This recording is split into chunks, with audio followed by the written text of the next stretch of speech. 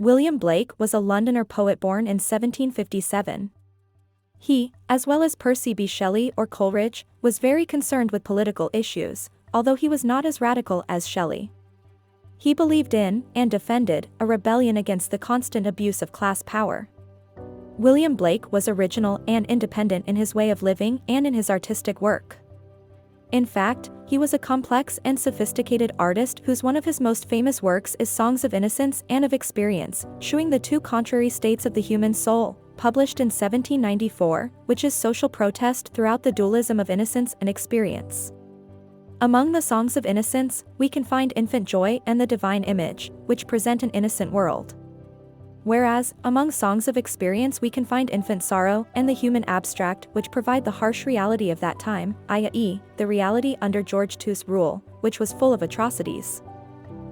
Blake believed that religion should be avoided and that it should not exist. We can see this at the end of the first stanza of Jerusalem, where he asks a rhetorical question to imply this, and was the Holy Lamb of God, on England's pleasant pastures seen. However, he did not like the alternative to religion, which was mercantilism. Moreover, he was a very spiritual person, as well as Shelley, and argued that he was taught to write poetry by archangels and that he could communicate with spirits and with a higher reality. Blake had a sense of human fallenness, i.e., he thought that human nature was corrupted. For this reason, he defended freedom at all levels as well as subjectivity. We can find synesthesia in his poems because he drew paintings for each of them. In Infant Joy we have Blake's idealized vision of the world from an innocent perspective. As a matter of fact, we have a conversation between a 2-day-old child and his mother. When analyzing the structure and form we can see that it is a poem divided into 2 stanzas, into 2 sestets.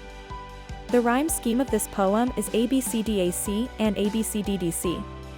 Analyzing the poem in depth, the first 2 lines show a 2-day-old child who has no name. So the mother in the next line asks him how to call him. What shall I call thee?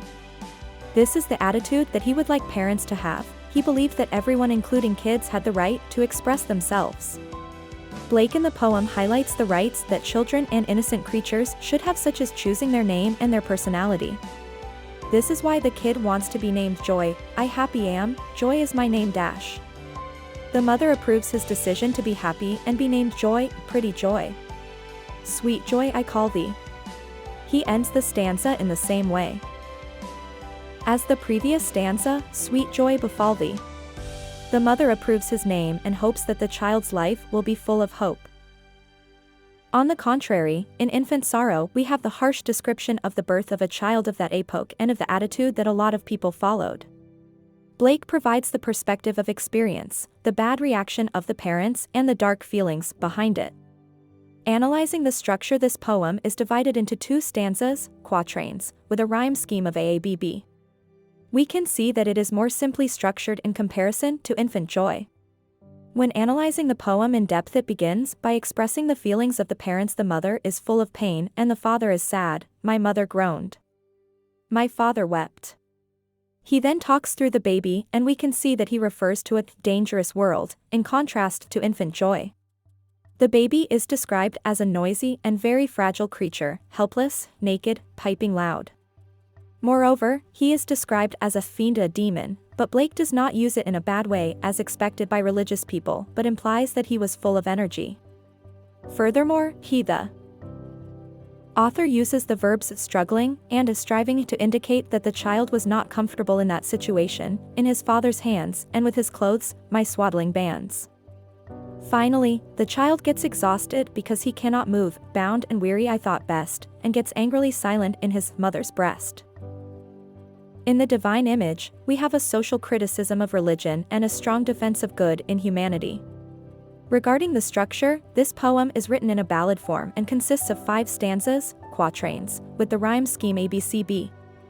As a matter of fact, he analyses 4 virtues related to God, which are mercy, pity, peace, and love. He starts by saying that people, when desperate, pray to these 4 qualities, to mercy, pity, peace, and love, all pray in their distress. After that, he mentions that God is these 4 qualities and that we, humans, as we are his creation, embody these 4 qualities. He does this by attributing human features to each of these qualities, and mercy, pity, peace, and love is man, his child and care. For mercy has a human heart, pity, a human face, and love, the human form divine, and peace, the human dress. In the next stanza, we have the religious criticism as the author mentions that every person who pays is actually paying to the human body, to human features, not to God, hen every man of every clime, that prays in his distress, prays to the human form divine, love, mercy, pity, peace. The last stanza starts with a message that we must love people independently of the religion they practice and their beliefs, and all must love the human form, in heathen, Turk, or Jew.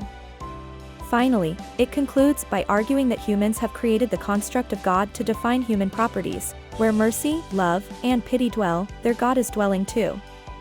Not the other way around as in the human abstract. On the contrary, in the human abstract, we can see reflected the tension between divinity and humanity through natural imagery. This tension can be seen by analyzing the same virtues that constituted men and God in the divine image: mercy, pity, peace, and love. But in this case, we will see that there are also false virtues. This poem is divided into 6 quatrains and follows the rhyme scheme AABB. When analyzing the poem in depth, the author starts by arguing that pity could not exist without poor people and that mercy would not exist in an idealized world without suffering, so we can see the tension between good and evil. Pity would be no more if we did not make somebody poor, and mercy no more could be if all were as happy as we. Moreover, in the second stanza, he argues that fear is needed for peace, and mutual fear brings peace. Then he focuses on cruelty, a false virtue, which increases due to the selfish love. He is not projecting love as ideal but as selfish. Then, the personification of cruelty starts expanding, knits a snare, and spread his baits.